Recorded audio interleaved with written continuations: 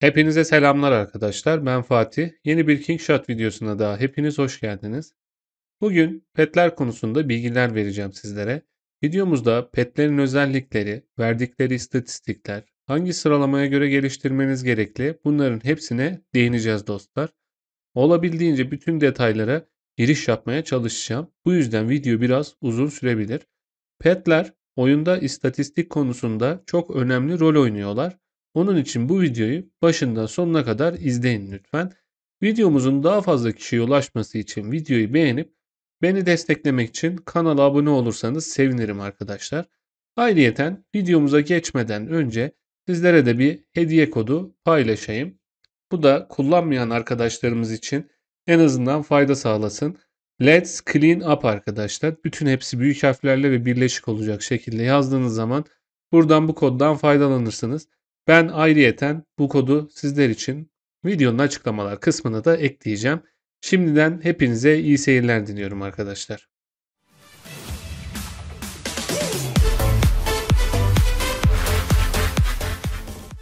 Arkadaşlar petler sunucumuzun ilk şato savaşından sonra oyuna giriyorlar. Yani 50 ile 55. günlerde petlerimiz oyununuzda aktif hale gelmekte. Şimdi petlerde de kahramanlar gibi gen mantığı bulunmakta. Hemen şuradan petleri ben bir açayım bir yandan arkadaşlar. Gen mantığı bulunuyor. Yani tüm petleri bir anda alamıyorsunuz dostlarım. İlk başta sizlere şuradaki 3 tane peti veriyor. Bu petler gri kurt, vaşak ve bizon şeklinde. Bunlar büyüme odaklı hayvanlar arkadaşlar. Oyunumuzda petlerin aktif becerilerine göre savaş veya büyüme odaklı petler olduğunu anlayabilirsiniz. Buradaki 3 hayvanımızın şimdi aktif becerilerine bakalım. Öncelikle gri kurttan başlayalım. Arkadaşlar gri kurtun yetenek etkisi bizlerin 5 dakika boyunca işte yüzdelik orana bağlı olarak inşaat hızımızı artırmakta. Bunu nasıl kullanıyorsunuz? Aslında mantık basit. Şurada her zaman kullanmış olduğumuz çifte mesai ile birlikte bunu kullanıyorsunuz. Daha sonra gelip buradan kurdun becerisini aktif hale getiriyorsunuz. Ve en son olarak da gelip arkadaşlar buradan Şato Savaşı'ndan burada başbakanlık için bir rezervasyon alıyorsunuz. Ve bu işlemleri gerçekleştirdikten sonra sizin inşaat hızınız oldukça yüksek seviyelere geliyor. Bu sayede sizler 10 günde belki yapacağınız bir güçlendirmeyi, yükseltmeyi 7 günde, o 6 günde bu sürelere kadar düşürebiliyorsunuz. Bunun kullanım mantığı bu şekilde. Gelelim ikinci petimize. İkinci petimiz Vaşak arkadaşlar. Şimdi Vaşak'ın aktif becerisi bizlere enerji vermekte. Bu enerjiyi genelde bizler şurada kullanıyoruz arkadaşlar. Şimdi petlerde de normalde aslında şu haritadaki şöyle açayım sizlere. Bilgi görevleri gibi bizlere petlerin vermiş olduğu görevler var. Bu pet maceraları. Bu pet maceralarını her yapışımızda bizlerden 10 tane şöyle bakayım bir tane yapalım hatta.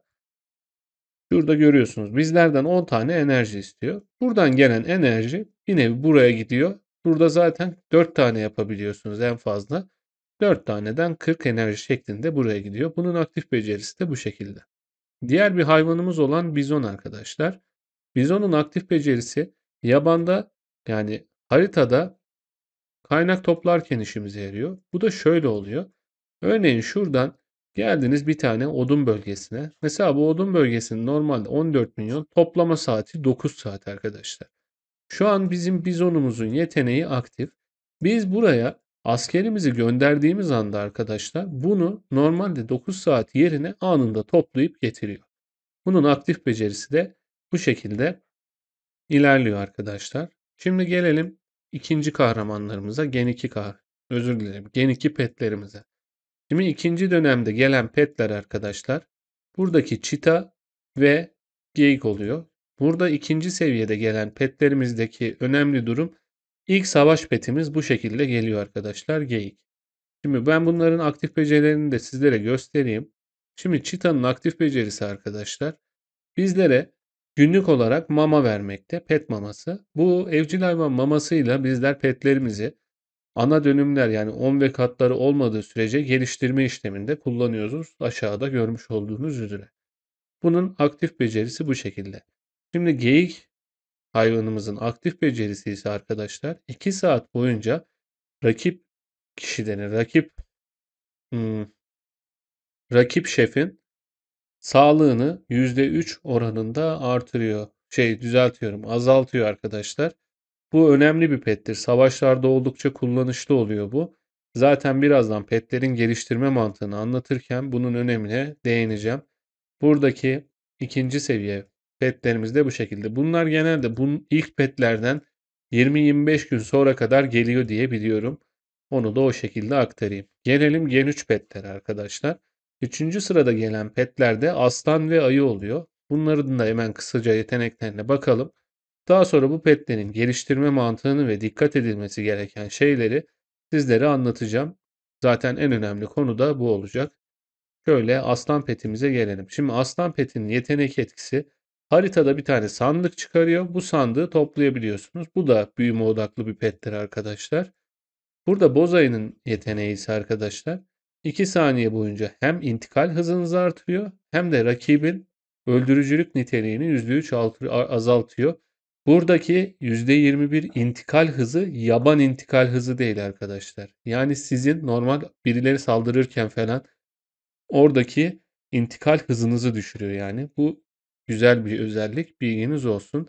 Sizler savaş işlemleri yapacağınız zaman özel mesela şato savaşında, kale savaşında veya ne bileyim kılıç diyarında bunların özellikleri ayrıyeten kılıç diyarında da aktif oluyor, bilginiz olsun.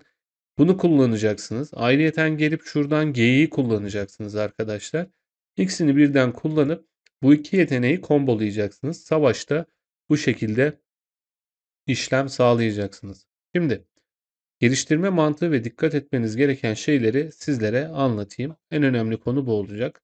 Şimdi gördüğünüz gibi petlerin aktif becerileri bu şekilde. Petlerimizin becerilerinin açılması için dostlar pet seviyelerini 10 seviyeye getirmeniz gerekiyor.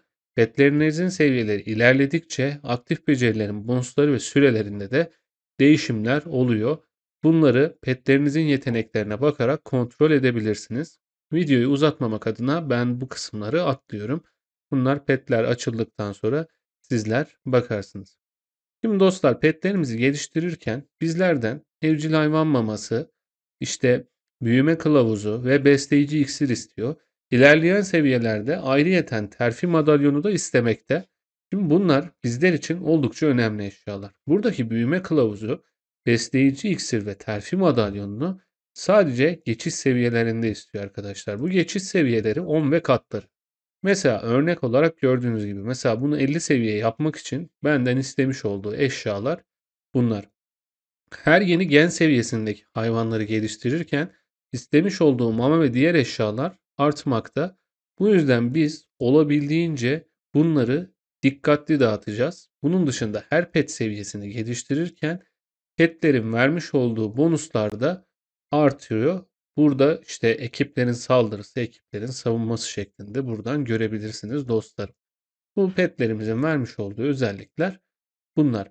Petlerin gen seviyesi yükseldikçe bu oranlardaki yüzdelikler de şu yüzdelik artışlar da artıyor. Mesela bir gri kurtun %50 seviyesiyle arkadaşlar bir bozayının ne bileyim bir bizonun 50 seviyesi aynı özellikleri vermemekte. Onun da bilgisini vermiş olalım.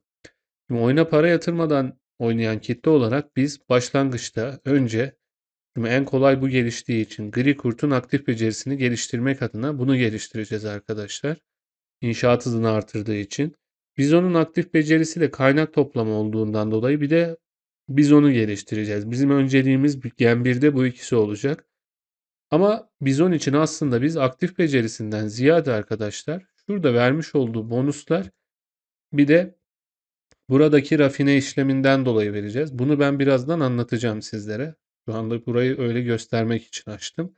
Az sonra anlatacağım. Buradaki bonusları için geliştiriyoruz arkadaşlar.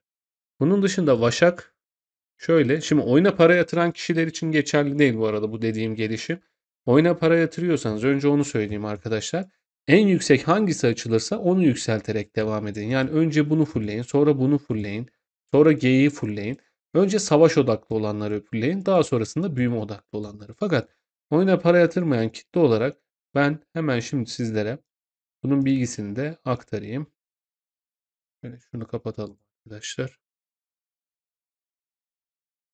Gelelim tekrardan petlere.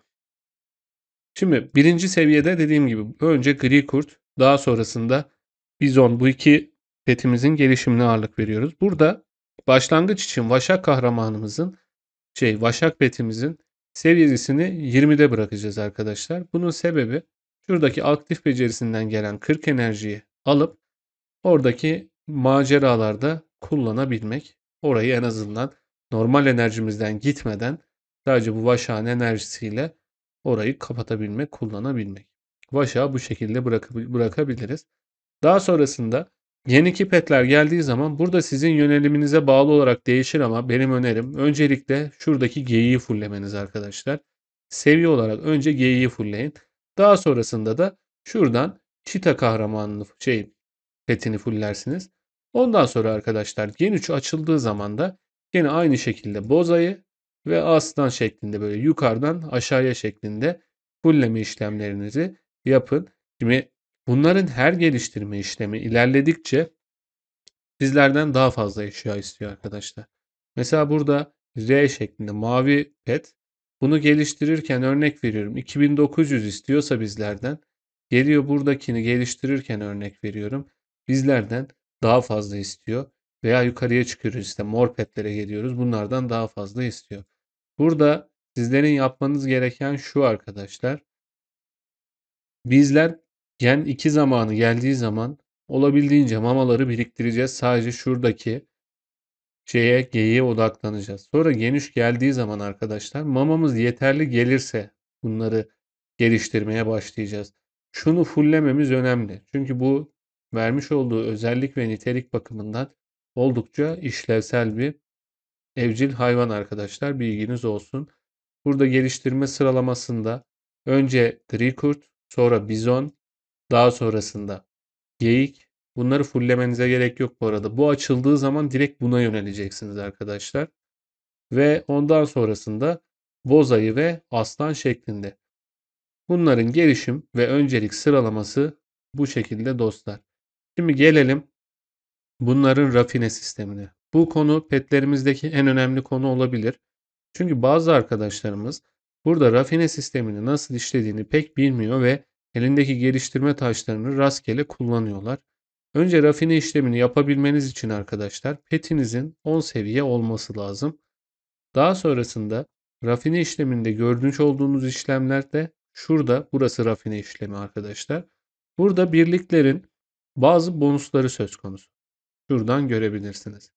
Burada bizim için önemli olan bonuslar var. Piyade sağlığı, okçu öldürücülüğü, süvari öldürücülüğü gibi. Şimdi burayı çok dikkatli dinleyin lütfen. Arkadaşlar her petin rafine işleminde belli bir maksimum oranı var. Bu oranın olayını şöyle anlatayım sizlere. Şimdi bu pet en dandik pet, tamam mı? Gri kurt en ezik pet. Buradan geldiğiniz zaman bunun yüzdelik oranı maksimumu, mavisinin de, maviden bahsediyorum, %3,35. Geliyorsunuz buraya. Bakın Cheetah'nın mavisinde orana bakın, %10,06. Yani petlerin seviyesi arttıkça, nadirliği arttıkça burada geliştirmedeki maksimum oran artıyor arkadaşlar. Bilginiz olsun. O yüzden bizler rafine işlemini yaparken olabildiğince en yeni petlere yatırım yapmaya çalışacağız. Şimdi gelelim bu rafine işlemindeki yapmanız gereken şeylere. Şimdi burada kademeler var arkadaşlar. Bunlar gri, yeşil, mavi, mor ve sarı kademeler oluyor. Mesela burası görmüş olduğunuz gibi gri. Burası mavi, sarı, işte yeşil vesaire vesaire. Böyle kademeler var arkadaşlar. Şimdi burada kademeyi artırmak için bizlerden şuradaki taşlardan istiyor. Sıradan evcilleştirme taşı ve gelişmiş evcilleştirme taşı.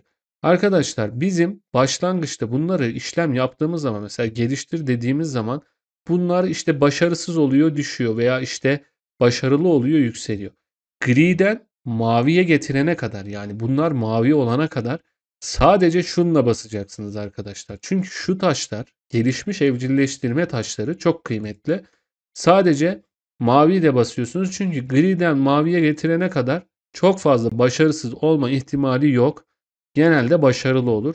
O yüzden maviyi de buraya kadar getireceksiniz. Önceki videolarımda burada petlerin malzemeleri için elmas gerekiyor demiştim. İşte gereken kısım bu arkadaşlar. Şunun bir tanesi 500 elmas. Burada bittiği zaman bunları fulllemek isterseniz. Bunu almak için 500 elmas harcarsanız bunu alır burada hayvanınız için kullanırsınız. Bunların seviyesi arttıkça, yeşilden maviye çıktıkça, işte maviden mora geçerken arkadaşlar artık şuradaki gelişmiş evcilleştirme işaretini kullanmaya başlayabilirsiniz. Şöyle bir bilgi daha vereyim sizlere.